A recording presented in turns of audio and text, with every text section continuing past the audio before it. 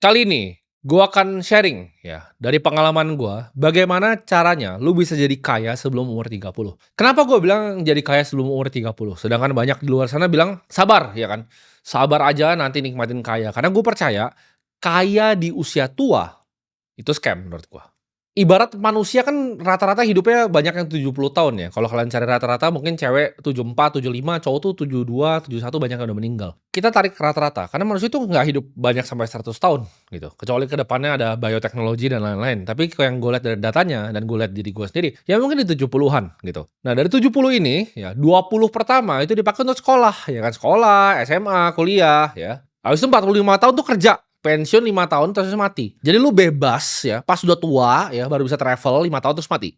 Itu bukanlah hidup yang gue mau. Ya jadi kalau ada orang yang bilang, "Oh tapi orang kaya yang ini yang udah tua ini bilangnya sabar, kaya nanti." Ya itu mereka aja, jangan gua. Gua nggak mau cuman bebas 5 tahun. Gue dari umur 22 tahun tuh udah bebas ya. Gue bisa beli supercar yang gue mau, gue punya rumah yang enak, gue tinggal di tempat tinggal yang bagus, ya gue bisa ajak orang tua gue keliling dunia. Karena semua orang tuh tahu, kekayaan sesungguhnya itu cuma waktu. Jadi orang kaya ya, yang tua yang ngomong gitu, cuman iri sama anak-anak muda seperti gua. Jadi di sini gue pengen ngajarin yang masih muda juga, yang belum 30, bahwa bisa loh, nggak harus nunggu tua, ya. Karena zaman sudah berubah, sudah ada yang namanya teknologi. Kalian jangan mau ditipu sama kata-kata seperti itu, kaya harus tua, jangan mau ditipu, ya. Karena waktu itu selalu lebih berharga dibanding uang. Itulah kenapa mereka yang ngomong seperti itu masih naiknya private jet. Karena mereka tahu waktu lebih mahal dari uang.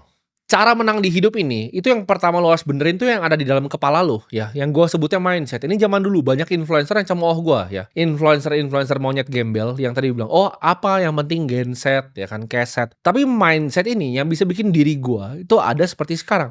Jadi jangan mau diremehin kalau lo pengen belajar tentang mindset. Mereka yang cemooh soal mindset itu bahkan orang tuanya sendiri, ya. Lihat anaknya seperti pelawak kayak gitu di TikTok tuh malu punya anak seperti itu.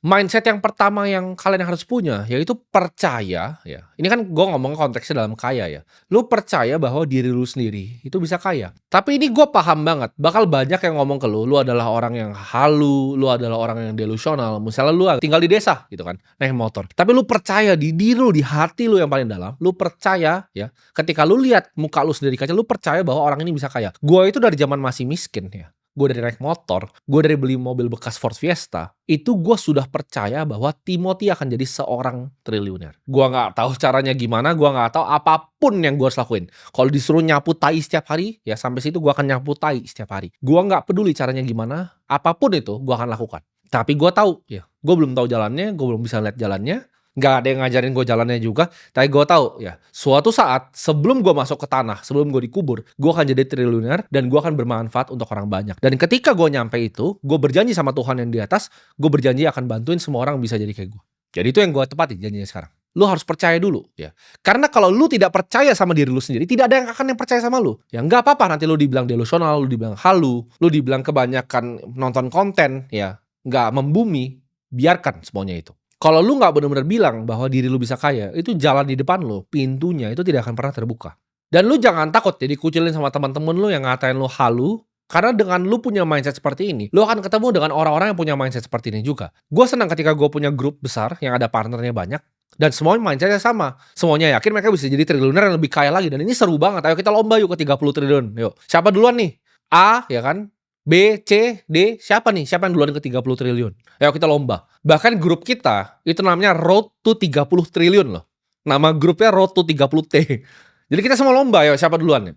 Jadi ketika lu punya mindset pemenang, lu akan dikelilingi oleh pemenang-pemenang di dunia ini. Ketika mindset lu, ini halu, itu halu, kan ketemu yang halu, yang cuma ngopi, ngerokok, jadi sampah. Jadi monyet, jadi badut di TikTok. Ketika gue punya pemikiran seperti ini, ya gue seperti sekarang, akhirnya gue ketemu banyak orang yang punya pikiran yang sama. Dan jadi seru malah, kita jadi lomba rame-rame. Ini adalah satu momen yang gue inget banget ya di hidup gue. Jadi waktu itu ya itu gue bikin marketing agency ya, gue kerjain salah satu startup yang gue di mana gue di sana double job juga, gue jadi marketing eksekutif ya di startupnya. Videonya sempat viral waktu itu, seliweran di mana-mana. Itu gue waktu itu naik mobil Audi A4. Itu mobil yang menurut banyak orang mungkin udah oke untuk anak seumur gue ya, baru lulus SMA naik Audi ya kan. Gue waktu itu meeting ya di sama klien gue inget banget mallnya di Central Park. Jadi kalau di Central Park itu di depannya itu ada taman ya kan, ada taman. Nah, jadi kalau ada parkiran lobby ke depan sedikit itu ada taman. Itu gue waktu itu pengen parkir di situ, tapi mobil gue Audi. Gue nggak boleh parkir, jadi gue disuruh turun ke bawah ya kan.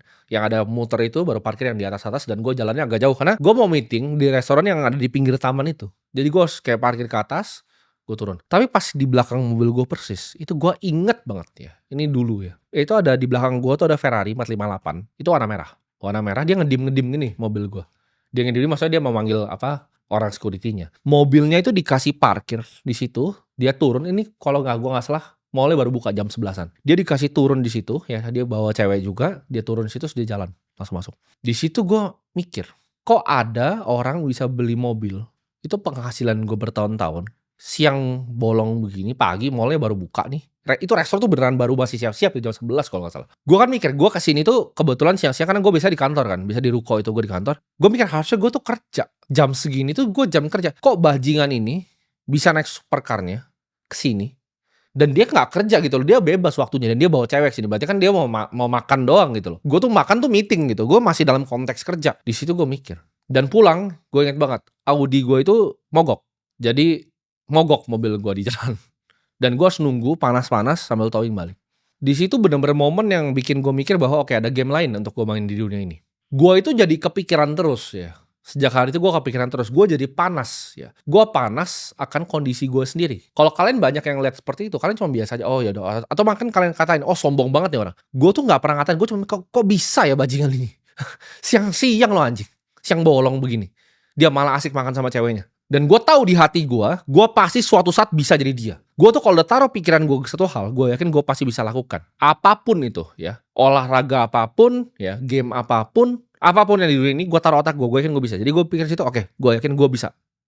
Seperti ini. Orang tuh kebanyakan udah akhirnya, oh rezeki diatur di atas. Enggak, kalau gue liat kayak begitu, ya dia tahu cara dapetin rezekinya, gue pengen bisa dapetin rezeki kayak dia. Gue panas setiap malam, gue pikir tuh gila anjing, dia bisa parkir kayak begini, gue nggak pernah, gue disuruh muter-muter tuh. Padahal saya gue ngerasa waktu itu mobil gue nggak jelek-jelek banget, ternyata ada mobil lebih bagus yang bisa parkir di situ. Gue pas mau parkir di situ dibilang ini cuma bisa sebentar di sini. Padahal sebenarnya di situ dia emang bisa parkir gitu, tapi karena mobil gue mungkin lebih jelek gitu. Ada Ferrari yang bagus yang warna merah di belakang. Makanya gue sampai sekarang setiap lihat 458 kesel gue. Mampus lu mobil murah lu, gue sama hati gue gitu. Seneng gue, ya karena dulu gue nggak boleh parkir karena mobil itu, gitu. Dan setiap kali gue sering cerita, tiap kali gue jadi wedding organizer, ya gue liat orang makan, atau bahkan gue makan di restoran deh. Waktu gue punya agency, ya gue kan udah punya ratusan juta juga, dan gue income gue lumayan, gue dari market tuh dapat lumayan, ya. Jadi gue dapat agency, duitnya gue taruh di market, dari hasil gue jualan pomade, gue jualan sedotan tuh gue puter-puter terus di market, dan itu lumayan. Gue tuh bukan orang nggak punya duit. Zaman yang kalau kalian ingat ya, gue TikTok masih kutangan, itu gue taruh portofolio gue di samping, monthly gain gue tuh ratusan juta, ya. Itu gue bukan orang miskin gitu loh. Tapi kan gue gak bisa makan semena-mena. Ketika gue ke restoran steak, gue makan restoran yang steak yang 400.000. Itu ada orang pesen steak tuh 3,5 juta sebelah gue. Kan ada tiernya tuh kalau makan steak kan. Di restoran sama tuh ada yang 400.000, ya kan, yang misalnya yang US. Dan dia pesannya ini yang sirloin yang Hanwoo gitu, A5, yang Korea. Gue kayak anjing. Dia makan 3,5 juta, itu kan dibuka gitu, set ada box gitu. Ceweknya makan begitu juga gitu. Terus dia pesan botol wine yang gue gak tahu harganya berapa waktu itu. Yang pasti bawanya dalam tuh, makin dalam kan makin mahal. Gue liat gila, ini ngabisin uang gue yang gue dapat hari ini atau besok nih. Berarti kan itu cuman bagian kecil sekali dari uangnya. Kok bisa ada orang bisa buang-buang duit kayak gini? Gue tuh jadi panas. Tapi banyak orang liat kayak begitu malah benci, iri, dan dengki. Ketika lu liat, oh ada Timothy nih kemarin, gue cuman bikin Instastory dong kalau gue pulang ke rumah. Oh viral, dia lampunya 2 miliar, wah ribut orang. Karena lu gak pernah berada di situ gitu loh. Di teman-teman gue itu hal yang sangat biasa aja. Gue liat teman-teman gue pakai jam 8 miliar, jam 10 miliar, 19 miliar juga ada, biasa aja. Semuanya juga punya di circle gue. Tapi untuk orang seperti gue yang waktu pas gue naik Audi, gue liat yang kayak gitu, wah gue jadi panas. Gue pikirin terus. Nah mindset yang gue pengen kalian punya ya dari ini adalah lu marah. Marah itu bukan hal yang jelek. Lu kan selalu diajarin sama orang, oh jangan jadi orang yang pemarah. Timothy kenapa suka marah, kenapa begini? Jangan jadi orang yang pemarah. Salah lu. Lu harus marah sama diri lu sendiri. Ketika kondisi lu itu bukan seperti yang lu mau. Ketika dari zaman dulu, ini kita flashback dulu sebelum gue ketemu Ferrari itu. Zaman dulu gue marah, kenapa nyokap gue harus bikin lemper. Nyokap gue kenapa harus, jadi nyokap gue tuh yang bantuin gue. Kalau tanya Timothy orang tuanya kayak lu goblok banget gitu. Lu bisa tanya ntar kapan-kapan mak gue ajak sini. Dia itu yang bantu gue bungkusin pomade. Jadi ketika gue dapat orderan, mak gue ini orang rajin. Gue tuh kalau ngebungkus pakai bubble wrap tuh jelek. Itu nyokap gue yang bungkusin satu-satu. Terus dia boxin, gue tinggal antar ke dia nih. Dari gue nggak punya apa, dia yang bantu. Kenapa dia harus bantu begitu dan dia harus jualan lemper segala macam? Cuman untuk duit sewa rumah, cuman untuk duit makan. Rumah aja waktu nggak ada dia, harus bayar duit sewa, kejar duit sewa, rumah yang kecil sewa. Di situ gue marah, kok kondisi gue begini banget ya? Kok gue nggak bisa bahagian nyokap gue kayak orang-orang lain yang gue bayangin mobil-mobil yang mewah itu pasti bisa bahagian nyokapnya. Nyokap gue nggak pernah bisa travel. Ketika gue travel ya, gue bahkan dulu pas gue masih miskin, gue kira Bali adalah tempat yang nggak gitu bagus, karena gue nya miskin. Cuman makan di tempat yang panas-panas, datang ke wisata yang banyak orang datang. Sekarang ketika gue punya duit, gue baru tahu seberapa mewah Bali. Ada hotel yang 50 juta semalam. Gue bahkan punya beach club di sana paling besar di dunia sekarang. Jadi gue kalau ngajak nyokap gue, ayo kita main ke Atlas. Kita lihat tempatnya mewah, bagus, bagus sekali Bali itu. Kalau lu punya duit, kalau nggak punya duit, hotelnya jelek. Di situ gue panas. Dan lu semua harus jadi panas, lu jadi marah, lu jadikan itu api yang membakar diri lu. Ketika lu lihat kondisi lu, ya lu lihat mobil lu naiknya apa, jelek, bahkan nggak punya mobil, naiknya motor, lu lihat pacar lu di belakang jelek, itu harus jadi api. Oh, gue pengen punya cewek yang cantik, gue pengen punya mobil yang bagus. Lu lihat nih, lu nyetir ya kan, stuck nih di tol jor itu kan, naik LCGC, kelason-kelasonnya orang jadi marah lu kan.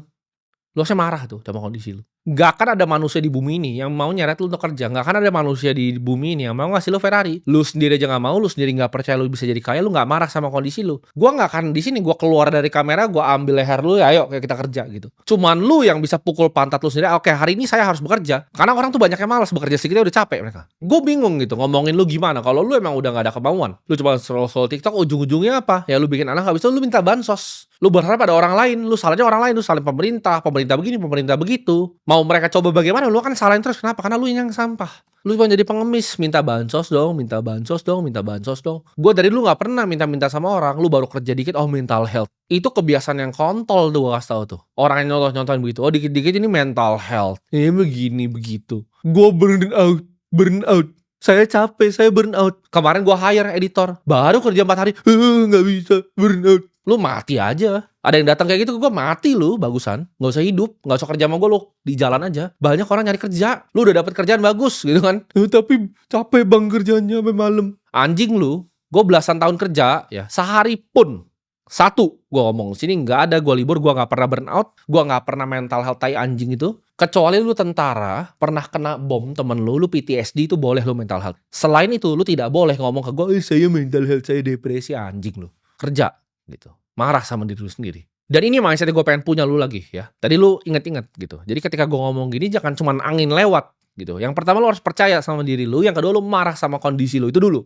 Ya itu jadi apinya tuh. Ketika lu ngerti konsepnya, lu paham polanya, lu bisa jadi sukses juga. Karena semua itu cuma di otak. Yang ketiga, biasain apa yang lu ucapkan itu lu jadiin kenyataan. Ketika gua nih ngomong, saya akan bikin 100 sekolah, itu akan gua jadikan kenyataan walaupun gua harus mati untuk lakukan itu. Ketika gue ngomong ke diri gue akan jadi triliuner. Gue akan jadi triliuner. Ketika gue bilang di SMA gue akan jadi yang paling jago main basket satu sekolah. Gue akan latihan sampai kaki gue kalau bisa patah di situ. Gue akan latihan. Gue bilang gue akan jadi shooter terbaik. Gue akan shoot sampai tangan gue kalau bisa patah. Jadi kalau gue ngomong sesuatu ke diri gue, itu self accountability-nya tinggi. Lu adalah orang-orang yang gak accountable. Bilang oke, gue mau sukses. Besok lu udah ngaso lagi scroll TikTok sambil coli. Itu yang bedain gue sama lu. Ketika lu bohongin diri lu terus menerus, oke, kemarin saya mau sukses. Awal tahun baru, oke, tahun ini gue mau bebasin nyokap gue dari kesuksesan. Tapi lu gak ngapa-ngapain sampai sekarang. Lu gak punya self accountability. Gak ada itu. Omongan lu tuh sampah gitu. Kayak gue bilang tadi, misal karyawan gue gak pernah ngancem, lu keluar. Gak pernah gue ancem. Orang ya di sekitar gue, itu mau semuanya, mau saudara gue, mau pacar gue, ya, mau karyawan gue, itu semuanya sama. Gue tuh ngomong gak banyak ke mereka. Tapi kalau gue ngomong, mereka tahu gue itu serius. Cewek nih misalnya, saya nggak gini, lu diem atau lu keluar? Simple gue. Ketika out, keluar dari hidup gue gak butuh. Cowok lain ngomong doang gitu. Oh lu jangan begini ya, gue gak mau lagi ya. Tapi dia ceweknya berantem lagi 2 jam sama dia. Kalau gue gak terima tai dari orang. Kalau lu gak mau, out. Sama karyawan gue. Lu gak suka kerja sini, out lu anjing. Cari gaji yang sama kayak di sini. Ngemis sampah sana di luar. Dan lihat semua ya karyawan gue atau misalnya siapa yang pikir bahwa mereka tuh lebih hebat dari gue, keluar semua jadi sampah. Karena memang mentalitasnya orang-orang sampah, nggak kuat. Jadi gue tuh ngomong sedikit, tapi gue lakuin. Kalau gue bilang gue mau jadi orang kaya, kalau gue bilang gue mau bikin 100 sekolah, itu kan gue lakukan. Dan lu kalau terbiasa tidak begitu, habis lu nanti. Jadi 3 ya mindset lu harus punya. Ini core nih pemikiran utamanya. 1 ya, lu harus selalu ingat bahwa lu harus percaya sama diri lu. Kalau lu nggak percaya, nggak akan ada yang percaya. Kedua, lu harus marah. Karena kemarahan itu adalah api yang luar biasa. Lu dikecewakan sama orang, marah. Kenapa lu dikecewakan sama orang? Lu ditolak sama cewek, marah sama diri lu sendiri. Kenapa lu jadi cowok yang bisa ditolak sama cewek? Jangan lu marah sama ceweknya kok dia tolak gua. Lu gembel bos. Lu coba balik lagi naik Ferrari. Dia paling langsung buka celana itu. Jadi lu gak bisa gitu. Lu gak bisa marahin orang lain, lu salahin sama sekeliling lu gitu. Lu gak bisa salahin pemerintah karena gak kasih lu bansos. Lu kerja. Lu anak lu, ya kan lu yang bikin, lu makan ya lu kerja. Dan yang ketiga, hati-hati dengan apa yang keluar dari mulut lu. Karena gua itu ketika gua ngomong sesuatu, gue lakukan. Gue paling benci orang yang mulutnya nggak bisa dipegang. Apalagi diri lu sendiri. Jangan biasain bohongin diri lu sendiri. Nah itu mindset ya. Tapi cara menangnya gimana? Cara menang paling gampang adalah lu ngambil bet yang asimetris. Yang lu dapatnya bisa banyak, lu ruginya sedikit. Ini lihai melihat peluang. Gue selalu nyari bet yang asimetris di hidup gue. Ketika gue bikin marketing agency, jangan sekarang gue ngomong bikin agency, sekarang anak-anak muda sekarang sok-sok mau ikut jadi gue. Oh gue bikin agency, agency itu bisnis mati. Kenapa? Karena AI akan gantiin lu semua ya. Jadi kalau ada anak muda, oh gue agency, tai anjing lu. Itu zaman-zaman bola mata di Facebook Ads masih murah. Sekarang lu mau beli bola mata di Instagram Ads, lu mampus lu. Lu pasti nggak bisa. Karena ini bet yang pas pada waktu itu. Kalau gue, zaman sekarang gue bikin marketing agency, pasti nggak bisa. Lu jadi harus cari peluang. Highlight peluang. Industri mana yang kira-kira gue bisa masuk yang betnya asimetris. Gue kasih contoh. Lu semua udah tahu, oke, artificial intelligence ini bakal gede. Lu nggak cukup pinter untuk coding gitu. Tapi apa nih yang lu bisa kerjain di industrinya? Gue kasih contoh nih. Buat semua yang mau dengerin, gue kasih contoh. Banyak perusahaan yang pengen implementasi AI. Contohnya, gimana caranya pindahin customer service jadi AI? Mereka mau integrasi perusahaannya ke AI. Nah ini bisa ada agency, bisa ada perantarnya. Bisa ada lu di tengah ini. Lu ketemuin antara customer dan solusinya apa. Dan lu jadi yang terbaik di sini, lu pasti jadi orang kaya. Jadi cari bet yang asimetris. Oh tapi gue gak ngerti, lu udah orang miskin. Orang miskin tuh tidak berhak untuk skeptis. Karena kalau lu gak berusaha, ngapain? Duit lu tuh udah gak punya. Lu gak ada ruginya, bet lu asimetris. Lu cuma punya satu ke 0 ya udah hilang. Tapi satu dengan lu berusaha tadi bisa ke 100. Ketika lu udah ketemu apapun, ya lu fokusin semua energi dan waktu lu di satu bidang itu. Fokus. Lihat peluangnya. Lihat jalannya. Dan lo harus bunuh ya rasa nyaman lu. Nggak ada santai-santai lagi. Seumur hidup lu, tiap lu bangun, lu berperang. Gue bangun semangat gue. Gue mau ngapain nih hari ini. Jadi jangan ketawa ya soal mindset. Karena semua yang gue punya sekarang itu karena yang pikiran gue. Karena lo bisa lihat, gue itu bukan tipe yang dendam sama orang terus habis itu ngerasa, oh sekarang gue udah di atas dia. Enggak. Balas dendam terbaik gue adalah jadi orang yang luar biasa sukses. Lu bayangin nggak? Orang yang ngata-ngatain gue dari dulu, sekarang mau kerja sama-sama gue ludahin mukanya. Hal paling menyedihkan dari orang yang disasosiasi dirinya sama gue dengan ngatain gue dan lain-lain adalah suatu saat gue lebih sukses lagi dan pasti lebih sukses lagi dari sekarang. Lu jadi sampah, lu gue tinggalin, jadi nothing. Lu cuma akan jadi sampah seperti serpihan sampah. Ini berlaku di semuanya di hidup gue. Karena hidup lu harus ingat, cuman lu yang bisa kontrol. Dan gue bilang tadi, balas dendam terbaik itu bukan lu sikat orang ya. Gue mau sikat orang sekarang gue bisa gue sikat. Tapi gue pilih untuk enggak. Kenapa? Gue cukup tenggelamin mereka dengan sukses gue lebih besar. Oh gue punya partner yang dulu anjing, gue gak perlu balas dia. Mau balas mah gue bisa balas. Tapi apa yang gue lakuin? Gue diam dan gue jadi 1000 kali lebih sukses. Itu yang akan bunuh orang lain secara perlahan. Dan semuanya akan ketinggalan di bawah kayak sampah jadi. Dan hal yang mereka nyesel adalah gak bisa berasosiasi lagi sama gue. Jadi semoga semua yang nonton ini ya, lu semua bisa sukses sebelum umur 30. Karena ingat, sukses muda itu lebih penting dibanding sukses tua. Ngapain sukses udah tua? Udah jenggotan lu, udah jadi kakek-kakek. Mau naik private jet aja udah pakai tongkat. Jangan mau ditipu sama orang-orang seperti itu. Karena mereka cuma iri.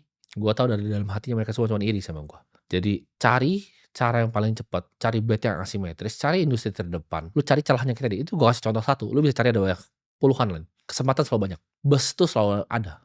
Lu tinggal mau ambil kesempatannya. Langsung hantam ke dalam. Investasi lah di edukasi diri lu sendiri. Dan semoga yang nonton ini semua bisa sukses sebelum umur 30.